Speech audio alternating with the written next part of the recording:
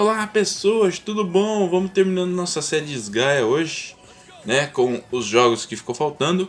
Começando pelos jogos genericães, né? Que nós temos.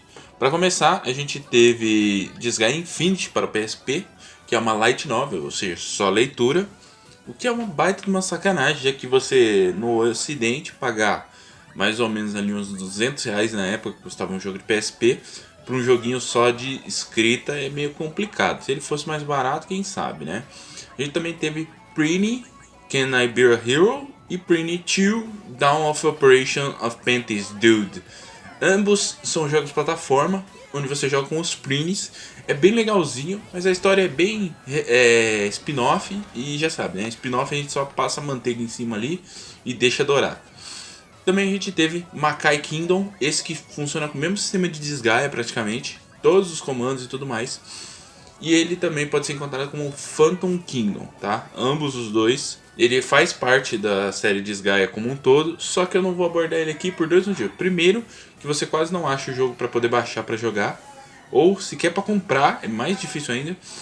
E segundo, que na série do Disgaea, em outros jogos que o Disgaea aparece, existe um chamado Cross Edge, onde lá fala sobre o Makai Kingdom.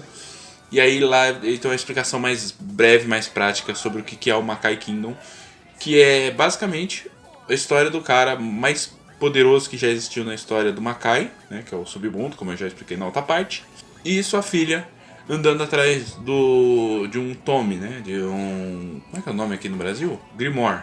Nós tivemos também para celulares, tá? Mugen Kentai Disgaea, jogo de celular, porcaria, tá? Porcaria. E também tivemos Disgaea Netherworld Inbound, que era também de celular, onde você jogava com Prini no Item World, como se ele tivesse perdido no Item World tentando voltar para casa. Ambos jogos, microtransações e tudo mais, então vocês já sabem, jogo celular, lixo. Além disso, nós tivemos também alguns jogos que fazem parte da saga Disgaea, mas não diretamente. É o Phantom Brave, jogo para o PSP, tá aparecendo para vocês aí. O Witcher and the Hundred Knights 1 e 2, ambos, tá? Todos esses três se passam no mundo dos humanos. E Lapucella 1 e 2, que também se passa no mundo dos humanos. Como eles se passam no mundo dos humanos e não no Akai, a gente não vai entrar neles aqui. Se vocês quiserem, deixe nos comentários que eu faço um com esses 5 jogos aqui, com um peladão aí pra gente falar. Outros jogos que saíram depois disso, não foi confirmado ainda se fazem parte ou não do universo de Disgaea. Então pode ser que sejam outras coisas, além de outros produtos que saíram na época que não fazem parte. Beleza? E agora, para fechar com chave de cocô, vamos falar de Disgaea 5. Porra, chave de cocô? Vocês já vão entender. Disgaea 5, Aliança da Vingança, traz uma pegada um pouco diferente, onde nos outros eram algo mais local ou situacional, até mesmo o 1 e o 2, que tem uma guerra e tudo mais ali, é uma coisa mais compactada. Este é uma coisa mais global. Neste nós temos um grupo liderado por Killia, um Overlord, que está lutando contra o exército de Lost. Do Lost, né? Do Lost. Eles falam do Lost, né? Esse exército está dominando todos os Netherworlds. Aqui a gente teve lá no 4, no post-game introduzido, existem mais de um Netherworld, né? Lembra que são tipo vários submundos. Aqui a gente tem a aplicação disso. Então a gente vai visitar vários submundos durante a história, além de um outro sistema para a gente ver esses submundos como eles são, mais ou menos ali, que não funciona bem, mas a gente chega lá. Junto com ele nós vamos ter a Serafina, né? A Overlord of Gorgeous, o Netherworld Gorgeous, e outros personagens que vão entrando durante a série. Nós temos o Red Magnus de Scorching Flames, temos a Ursalia de Toto Bunny, temos o Crystal, que o nome dele não é por acaso, eu já falo sobre ele, e o Zeroken, que ele vai entrar durante a história. Tanto o Crystal quanto o Zeroken, eles não são Overlords, tá? eles se tornam overlords, entre aspas, e a gente vai falar um pouquinho sobre cada um, tá? O Killia, ele na verdade é um super mega overlord, e ele é um clone do Valvatores aí, se você olhar o design dele, é o Valvatores escrito. A Seraphina, ela parece muito com a Rosaline, né? Então você vê o design dela muito parecido com a Rosaline e tudo mais. E ela tem aquele coisa de charme e tudo mais. E ela tem o poder Baylor Gaze, que transforma as unidades tudo em capacho dela. Temos o Red Magnus, que é o primeiro design assim desse tipo assim na história, pelo menos inovação aí do design. Apesar de ser um personagem extremamente chato, tá? Ele é muito chato na história. A gente vai falar sobre a história, calma aí. E a habilidade dele é Giant Olympia, onde ele fica gigante e ele causa muito mais dano, só que ele só pode usar as técnicas próprias dele. Aí temos a Ursalia, que é uma coelho que anda com um Prini, não dá pra entender direito o que ela é. Quem acompanha lá no Instagram viu lá o poder dela, que ela libera depois do decorrer da história. Tá? Se não for no Instagram nosso lá, ó, tá aparecendo na tela aí pra vocês procurarem. E também nós temos o Crystal, que ele tem a habilidade que dá esquiva pra todo mundo. O pessoal esquiva. E ele usa tipo umas magia branca, arca, bem genericão, um personagem suporte ali. E o Zeroken é um clone do Fenric, do 4. E ele usa umas técnicas de luta. Duas coisas. A gente raramente tem dois personagens com dois tipos de arma parecido. Ou igual, né? Tipo, dois personagens com espada, coisa assim. Se você pegar qualquer jogo da série, você vai ver que quando o personagem entra com uma arma igual, normalmente é só no post-game. Então, no primeiro nós tínhamos a Flonne, a Etna e o Ilahar, cada um deles com uma arma. No segundo nós tínhamos o Adel, a Rosaline e o resto da galera, cada um com uma arma. No 3, falando no 3, deixa eu corrigir uma coisa, tá? O Mao, tá? É Mao porque em japonês é Mao, aí no inglês ficou Mao, né? Muita gente perguntou disso aí, é essa a diferença. Ele não é o chefe da escola, tá? Ele é o melhor aluno da escola, que seria o pior aluno, mas ok. E ele tá tentando virar um herói pra matar o próprio pai, pra derrotar o pai. Muita gente reclamou que eu não falei do Almas, né? Do Hero, que é fantástico, melhor personagem da saga. Eu ainda prefiro o Valvatores, mas ele também é fantástico, né? E o 3 tem uma pegada muito mais madura, mas ainda a comédia permanece bastante lá. A gente já chega nisso. Né? A gente teve lá os personagens, cada um dos personagens tinha uma habilidade própria e tudo mais. Poucos personagens tinham as habilidades e armas parecidas. No 4 é o que menos tem coisa parecida, já que tem toneladas de personagens, cada um deles com uma especialidade de arma diferente. E já no 5 nós temos o Zeroken e o Killia com soco. Temos dois personagens de soco. Não temos nenhum personagem de espada no grupo, né? Se você quiser usar um personagem de espada, você vai ter que fazer. Nós não temos também nenhum personagem que usa lança no grupo. Então se você quiser, você vai ter que fazer. Até Desgaia 3 pro 4 ali, se bobear, a melhor arma do jogo era a espada. Do 4 pra frente ali é lança. Ou seja, a espada continua sendo a segunda melhor. Então você não tem nenhuma dessas duas, você vai ter que criar. Ou seja, a distribuição de habilidades para os personagens é horrorosa. Os personagens de habilidades básicas deles são ruins, né? São bem ruins. Tirando o Zeroken, que a distribuição de habilidades deles secundárias e especiais e da habilidade dá um contraponto legal, e ele anda bastante, o que equilibra isso, todos os personagens têm uma distribuição horrível de habilidade, tá? Muito ruim mesmo. E isso mexe muito com o gameplay do jogo em questão das missões principais, porque você praticamente tem que jogar com esses personagens principais, e eu vou explicar por que você tem que jogar com os personagens principais, tá ok? Vamos seguindo, tá? E por último a gente tem a Ursalia, né? O Zeroken. Ele é um aprendiz do mestre do Killia, ele diz que é, né? E tá querendo provar pro Killia que o Killia é um cara que roubou a técnica do mestre dele. Qual que é a história? Tá? Eles vão se juntando, porque o mundo deles está ameaçado, para derrotar Lost. E acabou. É isso, tá? O passado dos personagens vai ser abordado lá no capítulo 11, 12 mais ou menos da história, de 18. E só lá a história vai ficar interessante. Nós não temos praticamente nenhum humor na história. A parte que eles tentam fazer o humor dá mais do personal shame, né? Que é vergonha alheia, do que é engraçado. Poucas vezes o jogo te tira alguma graça e tudo mais. As referências, que sempre foi uma grande coisa que teve na série, aqui são muito poucas, mas a maioria delas é sobre Naruto. Então tem muita referência a Naruto aqui nessa porra, mas é muito pouco comparado aos anteriores. O humor não funciona, é bem ruinzinho, e também ele tem muito pouco da essência original de Disgaea, aquela sensação de você estar vivendo uma aventura absurda. Não, parece uma aventura comum.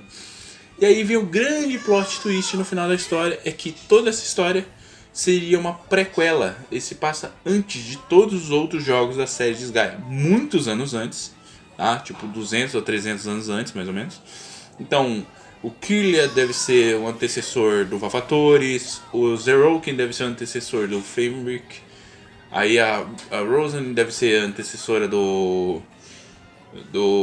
Rosaline. Então, os personagens têm uma ligação direta com esses outros personagens, mas é por isso que eles não aparecem na história, porque eles são antecessores. Então, esses caras não existem ainda enquanto esses personagens existem.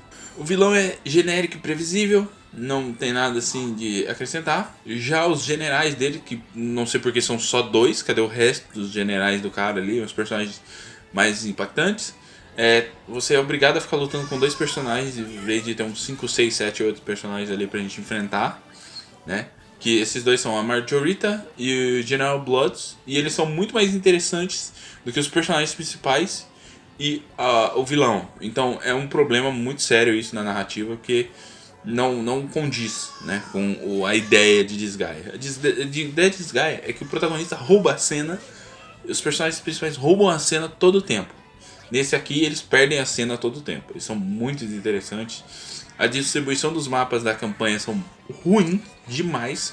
Se você for no Item World, você acha criações dos mapas melhores do que o jogo criou. O cara foi lá e fez à mão.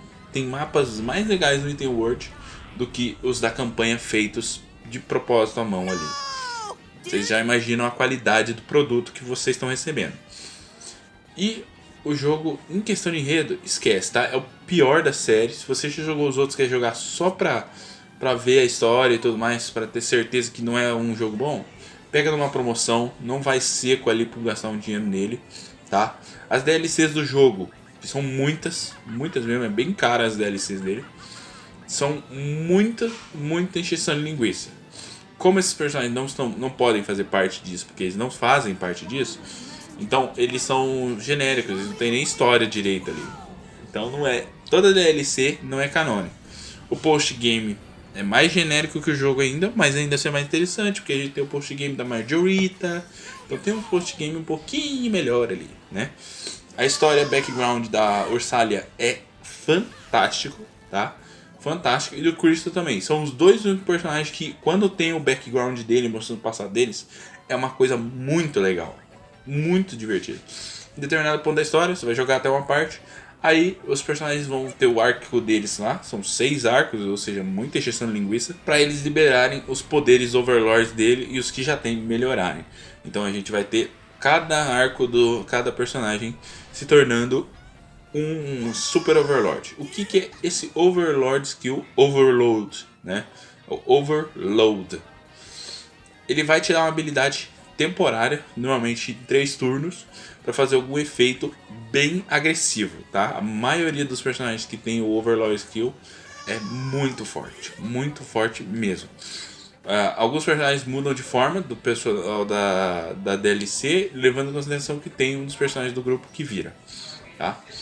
Pra você ter uma noção, o Kirlia, quando ele libera o Overload Skill, ele ganha um turno que ele pode se movimentar até 3 vezes, usar a técnica 3 vezes em um único turno. E tipo assim, o ataque dele spawna lá nas alturas. Então ele vira Overpower, uma coisa que você só vai ter essa sensação de Overpower aqui. Antes disso a gente não tem. Os seus personagens são tão genéricos que eles não dão aquela sensação de absurdo de poder. Só a partir daqui pra frente. E como eu já disse, a história é genérica, então é muito ok, já sabia que isso ia acontecer. Mas, onde ele peca na história, o gameplay já é outra história. O gameplay desse jogo é um dos melhores da série. O do 4 é melhor? É, mas por motivos técnicos. Né? Ele é mais bem trabalhado, ele é mais bem adaptado. O PS3 ele se adaptou melhor. Eles esqueceram que eles estavam produzindo um jogo PS4 e esqueceram de remodelar algumas coisas. Por exemplo, você não tem personagens remodelados em 8 ou 10 ou 12 direções. Só em 4 como era nos outros. As animações de posição dos personagens é muito pouca. Então são coisas que pro PS4 não condiz. Ficou meio deslocado na narrativa de ser para um console mais potente. Então nós temos isso, mas nós temos todos os efeitos de geossímbolos melhorados, funcionam melhor, são mais bem distribuídos, alguns foram retirados, aqueles mais chatos. Né? Além do item World, que a gente já tinha, a gente tem o Shadow World, a gente ia gastar mana para fazer algumas quests, e através dessas quests a gente aumenta alguns status. Cada vez que a gente completa um, aumenta mais o custo de mana e aumenta bastante. Além disso, nós temos o Space Squad. Os Squads, tá? Assim como no 4 a gente tinha, que a gente criava aqueles lugares para os personagens ficarem em cima, que tá aparecendo aí na tela para vocês, que eu esqueci o nome agora. Nesse aqui nós temos os Squads. Esses Squads, eles têm muito espaço para personagem. Então se você não pegou os personagens da DLCs para encher essa barca toda aí de personagem, meus pêsames, porque é muito personagem que você vai ter que capturar e montar e tudo mais. E é muito mesmo, hein? É muito mesmo. Pra você ter uma noção, eu ainda não cheguei no nível máximo de tudo isso aí, que você inclusive tem que capturar inimigos pra adicionar lá pra chegar no nível máximo. Eu ainda não consegui. Eu já estou jogando o jogo há quase 1 ano e pouco. E ainda não consegui chegar tudo no máximo. Tá certo que eu parei uns 6 meses de jogar, mas mesmo assim. E não cheguei tudo no máximo ainda disso aí. E com isso você explora outros mundos, outros Netherworlds, e aí através disso você vai vendo algumas lutas contra boss a gente vai ter aí, mas elas são bem simples e tudo mais. Isso aí ajuda você a upar aqueles personagens secundários que você não consegue upar. Como assim? Vamos lá. Eu tô no nível 100 e tralalá. E aí eu fiz um personagem, ou eu capturei um personagem legal que eu quero ter, nível 2, 3, 20, né? Não tem como eu treinar esse cara, não tenho saco pra isso. Eu vou lá, ponho ele num esquadrão, pego um mundo que tenha mais ou menos o nível que ele tá, jogo ele lá e vou, tipo, item World, alguma coisa assim, e ele vai upando ali. Então aqueles personagens secundários vão upando. Eu já tô com um personagem tipo nível bem alto e os caras lá do Netherworld já passou faz tempo. Então escala bem o nível dos personagens. Isso ajuda bastante a não ter que ficar treinando personagens que você não usa. Só que você vai ficar muitas vezes com só 6 personagens do seu grupo, justamente porque a maioria tá lá sendo enviada para Netherworlds. Atualmente eu já tô com 10, eu acho que é o máximo, né? 10 foguetes. Então dão 100 personagens e não sobra. Faltou, chegou a faltar já. É muito personagem para você usar nessas coisas. O que dos outros não tinha tanto personagem para você ficar com eles e tudo mais. E aí você fica um pouquinho atrapalhado em quem tá precisando de item novo, quem tá precisando de habilidade nova, quem precisa ser upado habilidade.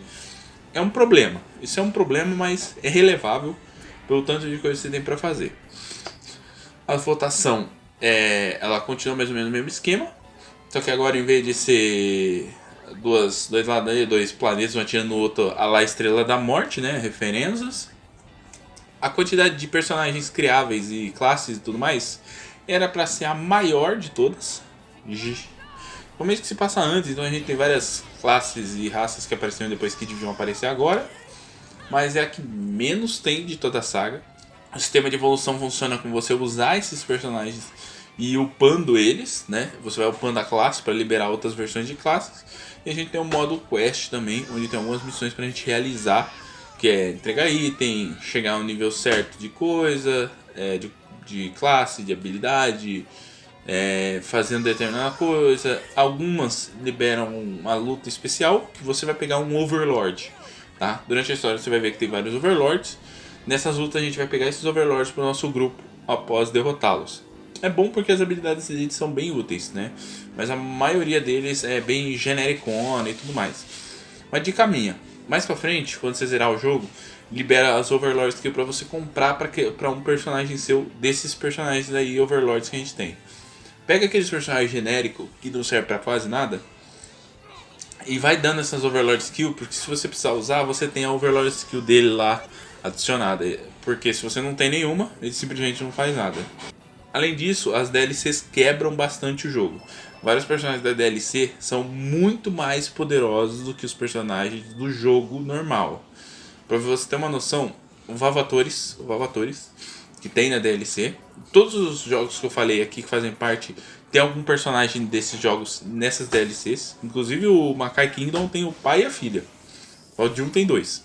E isso, com Vavatores, dá pra você zerar o jogo sem precisar usar mais nenhum outro personagem.